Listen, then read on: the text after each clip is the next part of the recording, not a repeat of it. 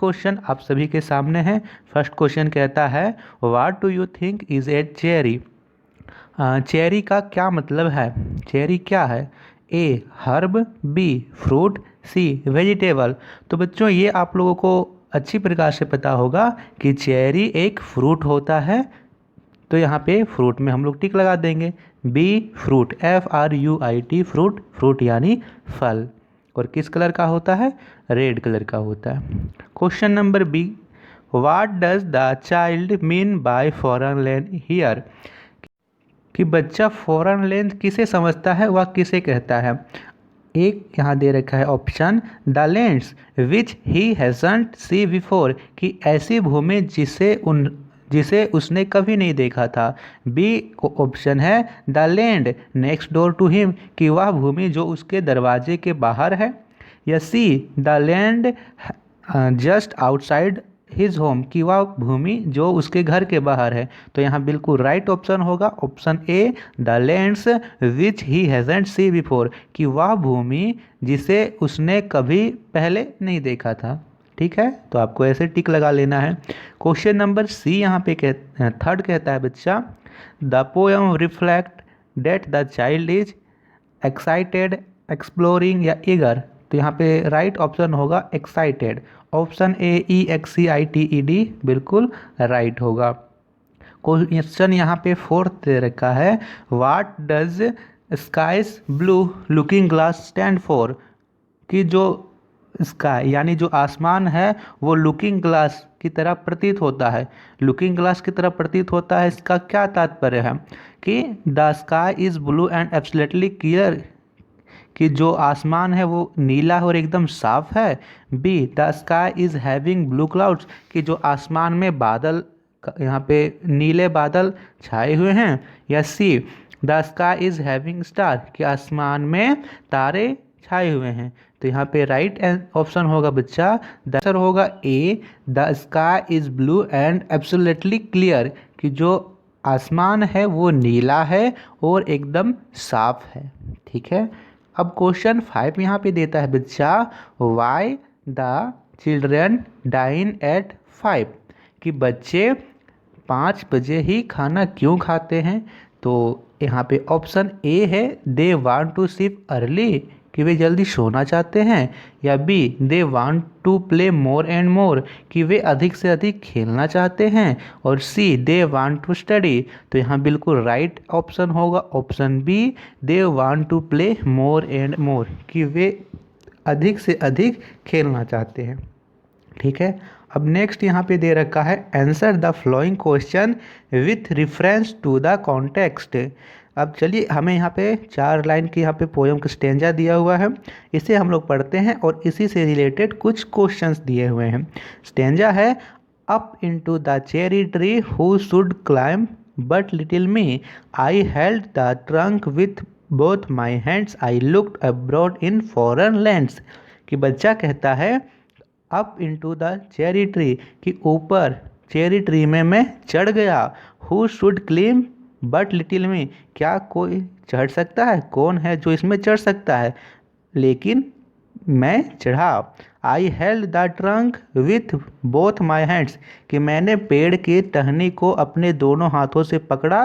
And looked abroad in foreign lands, और उसमें चढ़ के मैंने दूर तक फॉरेन लैंड्स को देखा। ये बच्चा कहता है। अब यहाँ पे क्वेश्चन ए है, हु इज़ मी हियर। यहाँ पे मी किसे बताया गया है? तो यहाँ पे मी किसे बताया गया है? इसमें मी जो पोएट है वो अपने आप को कहते हैं। इस पोएम के पोएट है बच्चा रॉबर्ट लुइस स्टेवेंसन। तो यहाँ पे लिखेंगे Robert Louis Stevenson is me here, या फिर आप लोग ऐसे भी लिख सकते हो कि पोइट इज़ मी हियर। ठीक है, कि यह कवि अपने आप को मी कहते हैं, मैं अपने आप को कहते हैं। सेकेंड क्वेश्चन है, where does the speaker want to climb, कि जो स्पीकर है वो कहाँ पे चढ़ना चाहता है? तो यहाँ पे लिखेंगे बच्चा, the speaker wants to climb the cherry tree, कि जो स्पीकर है वो चेरी ट्री पर चढ़ना चाहता है।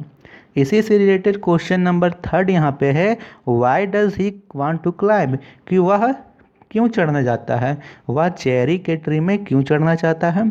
तो इसका आंसर लिखेंगे he wanted to sit on the high branch of the tree and look very far so that he could see the beautiful garden, rivers, roads, fairy lands। कि वह जो टेरी ट्री है उसकी सबसे ऊंची शाखा पर बैठकर बहुत दूर तक देखना चाहता है, जहाँ से उसे यहाँ पे सुंदर बगीचे, नदियाँ, रोड और फेरी लैंड्स उसे दिख सके, इसीलिए वहाँ पे वो चढ़ना चाहता है। चलिए इसी से रिलेटेड बी दे रखा है to where the road on either hands lead onward into fairy lands where all the children dine at 5 and all the play things come alive. इससे रिलेटेड क्वेश्चन है where are the roads leading, कि ये सारे road कहाँ जा रहे हैं, किधर। यहाँ पे इसका आंसर लिखेंगे आप लोग the roads are leading fairy lands, की ये सभी रोड्स फेरी लैंड्स की ओर जा रहे हैं। यहाँ पे दिया हुआ है lead onward into fairy land. Question number second है when do the children dine, कि बच्चे भोजन कब करते हैं। तो यहाँ पे लिखेंगे द चिल्ड्रेन डाइन एट 5, यहाँ से द चिल्ड्रेन डाइन एट 5 यहाँ लिखा हुआ है। क्वेश्चन नंबर थर्ड दिया हुआ है what happened to the play things, कि प्ले थिंग्स के साथ क्या होता है। तो यहाँ पे लिखा हुआ है all the play things come alive, कि वे सभी खेलने की वस्तुएं सजीव हो उठती है। तो यहाँ लिखेंगे the play things come alive. Come alive का मतलब है बच्चा सजीव हो उठना। अब नेक्स्ट दे रखा है find words in the poem that mean the same as, कि कविता में उन शब्दों को ढूंढिए जिसका मतलब यहाँ पे सेम है।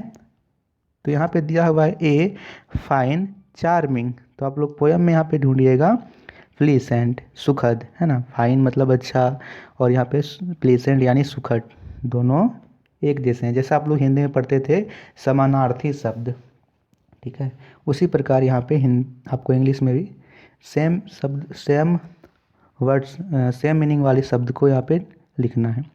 बी दे रखा है walking verily over a long distance, तो यहाँ पे आप लोग लिखोगे ट्रैम्पिंग। सी दे रखा है the comparative degree of high, यहाँ पे लिखेंगे हायर। डी देखा रखा है डेकोरेटेड, यहाँ भरेंगे बच्चा एडोर्न्ड, ठीक है। ई दे रखा है टॉयस, तो टॉयस को यहाँ पोएम में क्या बताया गया है, प्ले थिंग्स। एफ यहाँ दे रखा है the main stem of a tree, यानी पेड़ का सबसे मुख्य शाखा, उसे क्या बोलते हैं, ट्रंक। जो सबसे मोटा होता है जिससे सारे टहनियाँ जुड़े होते हैं उसको ट्रंक बोलते हैं, TRUNK। तो बच्चों ये था question answer unit 5B foreign lands के। आशा करता हूँ कि आप लोगों को वीडियो पसंद आई होगी। जितने भी बच्चे भारतवर्ष क्लासेस पर नए आए हैं तो सब्सक्राइब ज़रूर कीजिएगा। नेक्स्ट वीडियो में हम सभी स्टार्ट करेंगे, इसके बाद स्टार्ट करेंगे 6A, यूनिट 6 है जिसका नाम है indigenous games of India. Thank you बच्चों, वीडियो को लाइक और शेयर ज़रूर कीजिएगा।